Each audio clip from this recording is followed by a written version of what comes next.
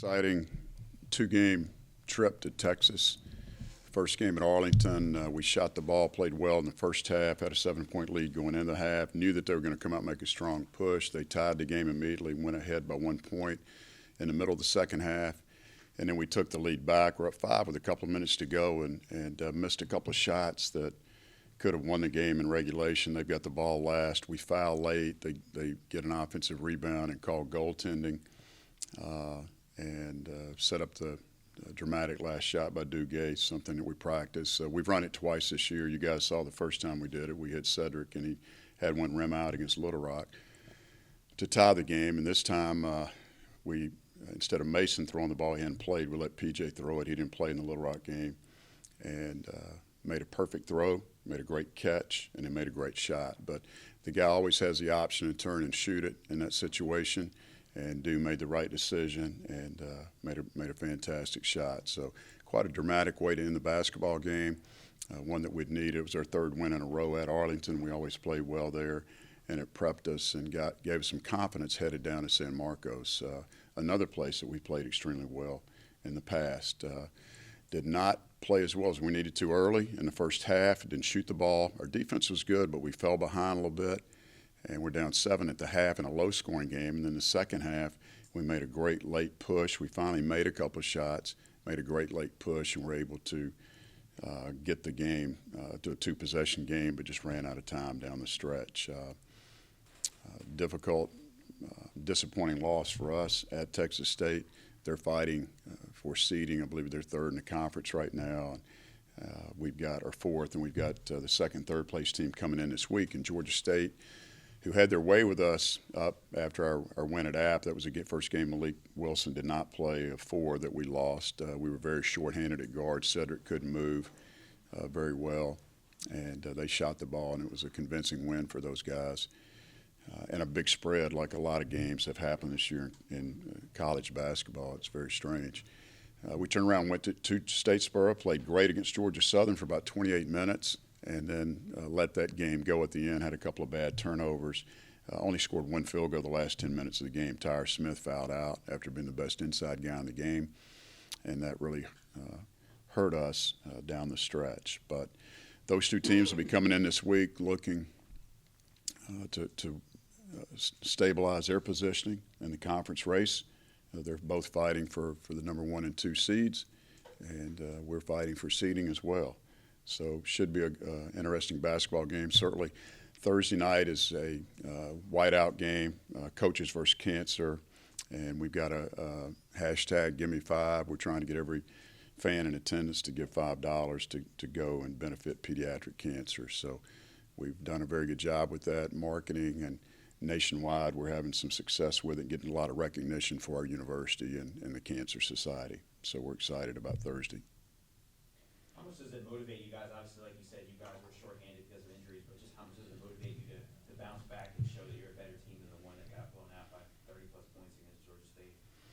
Well, as I said earlier, a lot of teams have had lopsided scores this year, and that game certainly happened. We're motivated to win every time we take the court, and we have had a good rivalry with Georgia State, and they've had the upper hand in that most of the time, and this is one we need to get. Last year we had a great win against them here on a Friday night ESPN2 game, and hopefully we can have the same type of performance on Thursday. What type of the environment you guys had there last year, what does that mean just to this program? And, having that again, how much can that help you? Well, we need a big crowd. We still lead the league in attendance, but we certainly feed off our crowd as well as the visiting teams. They don't go into an environment like this at any other venue. Now, there's some beautiful venues in our league, but they're not attended and not the atmosphere that we have here at the Cajun Dome. So we need a great crowd from our students and university, as well as people coming to watch good college basketball and contribute to a great cause in American Cancer Society.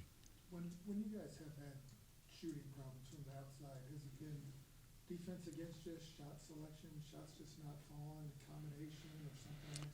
It's always all the above, it seems like, Tim. It may be one thing one night where we just miss open shots, but teams are pretty good defensively. I mean, Texas, Arlington, and Texas State are good defensive basketball teams. Those coaches put a priority on defense.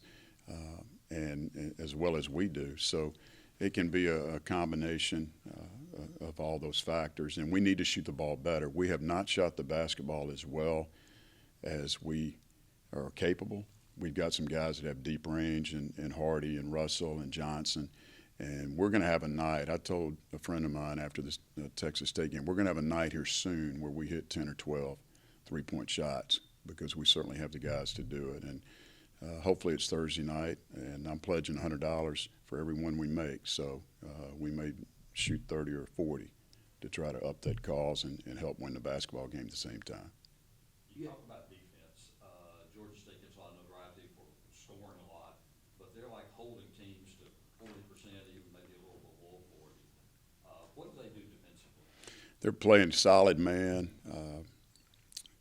Rob Lanier took over the program, and he worked for Rick Barnes at Texas and Tennessee. So similar man defensive philosophy, take good shots. But they've been very strong defensively.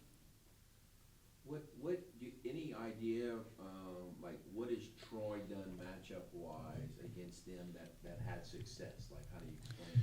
Well, they made a lot of threes the other day. I believe they made 14. And I watched the game last night while watching the Super Bowl at the same time, and felt like Troy was just making shots. They did a good job with them, and Georgia State had the game under control and let it go the last 5 minutes. But Troy has always played well, even though they're two new head coaches at both institutions. They have always had a great luck, I guess you'd say, or success versus Georgia State. So big win for Scott Cross and Troy's program, and it's going to make the rest of the season interesting for all of us. Are y'all kind of is it too many games left, or are you starting to say, okay, we need to do this to try to get to the conference tournament or wherever you're trying to get to, or is it too many games? Well, you certainly look at the standings. You get late in the second half. It's no different than a baseball race. The last month, you're going to look at the standings, look at the opposing schedule, see who matches up well with each other, who might have an advantage. But each game's critical. And when you go head-to-head with people, you certainly need to win those battles. How much does playing two of the top teams in the league in Georgia State, Georgia Southern, if you can split or you can win both games, what does that say about the growth of this team through all of that adversity? Well, we've played better down the stretch. We talked earlier when Kobe went out before the Arizona State game. I mean, we were 2-10 for a minute, and Malik goes down. It's just hard to play without guards, and those are two of our more aggressive scorers, even though they're both freshmen. And we're trying to win every game. We're not trying to split. We're trying to beat Georgia State, Georgia Southern as well, even though they have good teams, and it'll take a great weekend by our group to do this. We can do it if we shoot the basketball and play like we're capable of playing. I'm looking at it here, there's, I think, 6 teams that got 2 wins separating from your 4 to 6 wins, and then another 3 at 7.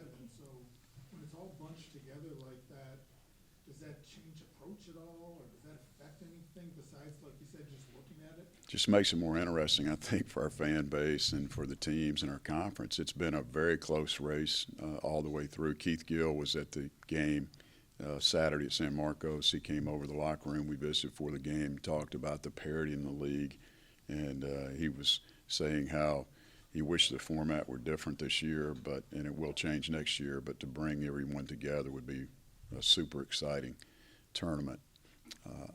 We do look at the loss column more so than the win column, and try to see where we stand and who we can catch.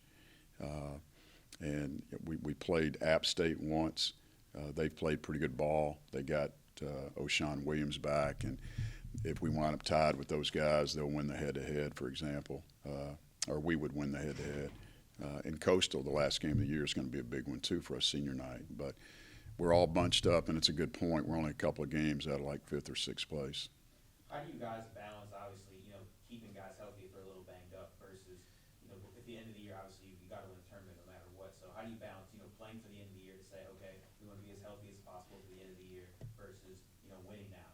Well, you have to win now to position yourself for the seeding in the tournament. That's the most important thing. You can't win the tournament if you're not in it. And it's going to be a tough go for the 9th and 10th place team. So we're shooting, trying to get 6. In a perfect world, we need to get 6 if we can. And I think that's doable. A lot of things would have to transpire, but that's our goal at this moment. And to play better basketball, and we've done that in the last 2 weeks. The Georgia Southern game, was it just as simple as you made shots in the first 28 minutes and you didn't down in the last 10 minutes or so, or was it more complicated than that? No, it was that, but it was losing Tyrus also. He fouls out with about 13 minutes to go. We went 1 for 10, or excuse me, 1 for, well, I think it was 1 for 10, but we only scored 1 field goal in the last 10 minutes of the basketball game. And we wound up losing the game by about 14 or 15 points, and it was a much closer game than that. Any update on Wesley? Is it closer or not really? Still have no update. I'll learn more today. I talked last week with BJ and said that he had gotten a couple of doctor's reports and from the counselors and people that are working with him, and he's still having some issues. So we were hoping to have him back this week, but don't know that that'll happen. Have you had a number 1 sports center top 10 play before? I don't know. I know we've been up there before. A couple of plays. Stoves was a Saturday afternoon, so that was an easy one to top. But being late on a Thursday night makes it a little bit easier. Alford made a top 10 play at Ole Miss his freshman year. I do remember that. But someone else asked me if it was the first one for the athletic department, and I'm not sure. It could be. I don't remember one that was. So those don't happen very often. It's nice to make the pass, the catch, the shot, execute that play, and it says a lot about our team. Was that shot better than Leighton's shot against Kentucky?